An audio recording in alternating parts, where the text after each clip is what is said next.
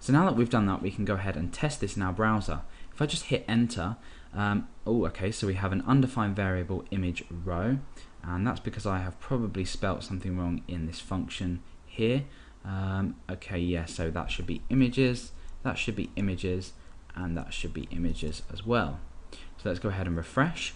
Now you can see that we're inside album 61, and we've returned an array with the ID of 9272. Remember, that's the file we uploaded earlier, with the extension JPEG, the timestamp, and the album as well. So we've returned this successfully.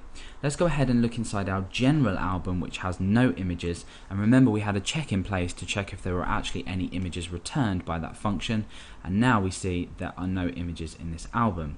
So that's a success, but now what we want to do is actually display this in a format that the user can understand, i.e. we want to display the thumbnail, and when they click on the thumbnail we want to display a larger image. So inside of our viewAlbum.php, let's just get rid of these files that we don't need. So inside viewAlbum.php we need to do something here in order to actually loop through and display these images. So we say for each, and we need to say for each images as image, as we've seen before, and now here we can start to echo out a line to display the thumbnail.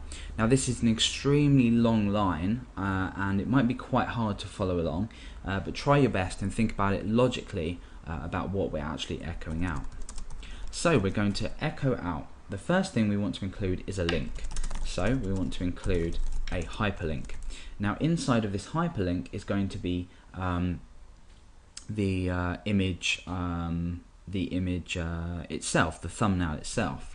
The next hyperlink is going to be a little X, which is going to delete the image. So this, by clicking on this, it's going to delete the image. In fact, we can actually put that inside the brackets.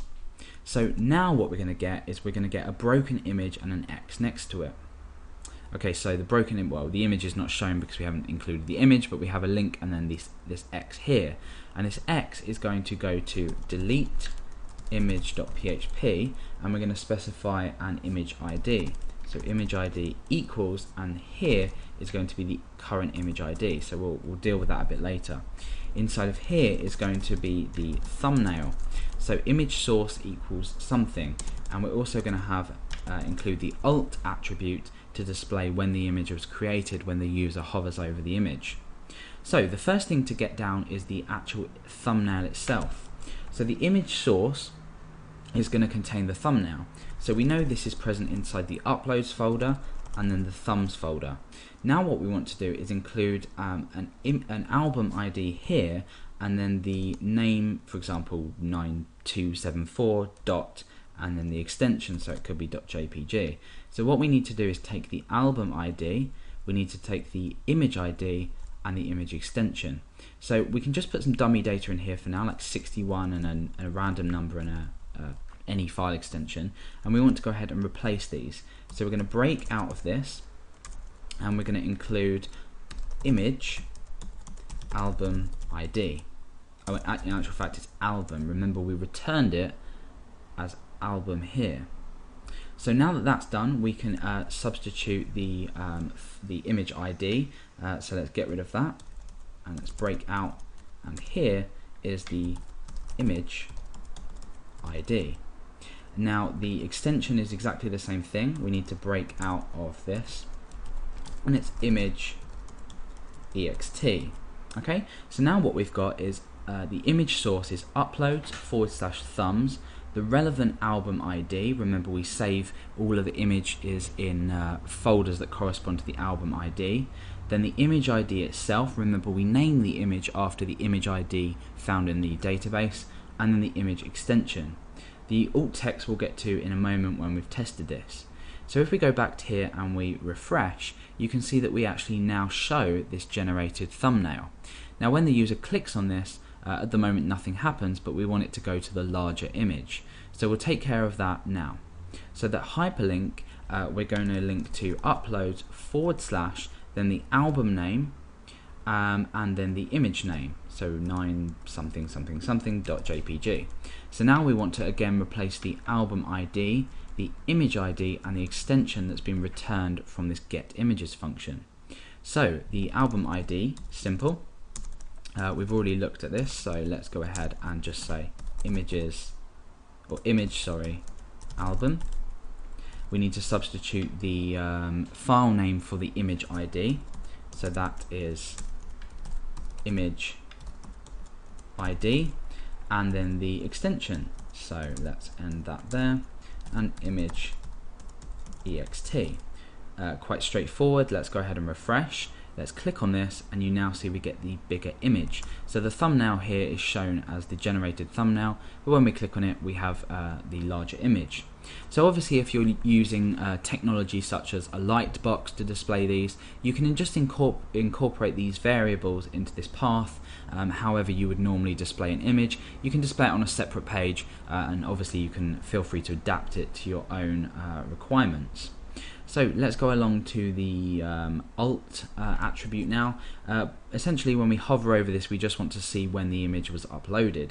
So this isn't entirely necessary in an alt attribute. You can include this anywhere really.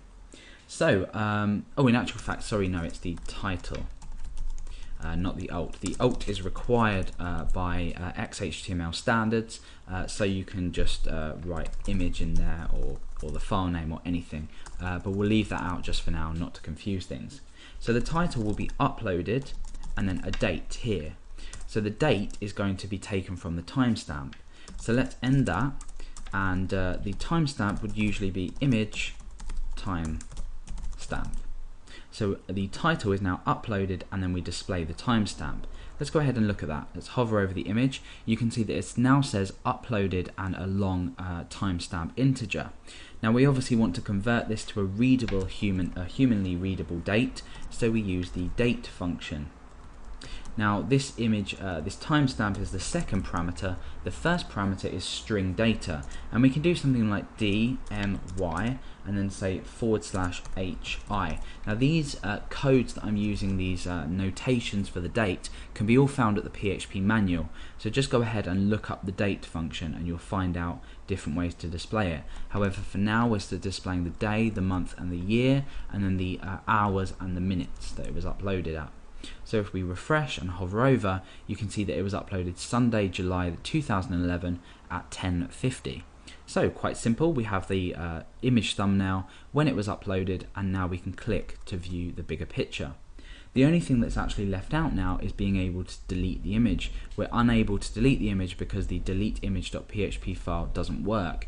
You'll also notice that the image ID is blank, so we need to incorporate this into this X link. So let's go over to the X link. We've got deleteimage.php and image ID equals something. This needs to be the ID here. So we can again go ahead and substitute in a value here, and this is just going to be image and ID. So remember, we returned the image ID as well, which we've used elsewhere, but now when we go back and we actually click on this link, you can see it says click on the X, you can see it's got image ID equals 9272. So this deleteimage.php file will allow us to actually delete an image. Now what happens if we want to upload another image to this same album? Let's go to upload image and choose another file to upload. Let's choose this tartan image here. Click upload. We now have two images in our album because the function returns a list of images. So now it's completely dynamic. We can click on that, get a bigger version, and essentially viewing albums is complete. We don't have a space after here, so I'm just going to go and add that in for aesthetic reasons, and let's refresh, and that's just a tiny bit more spaced out. And here we have our two images that we've uploaded.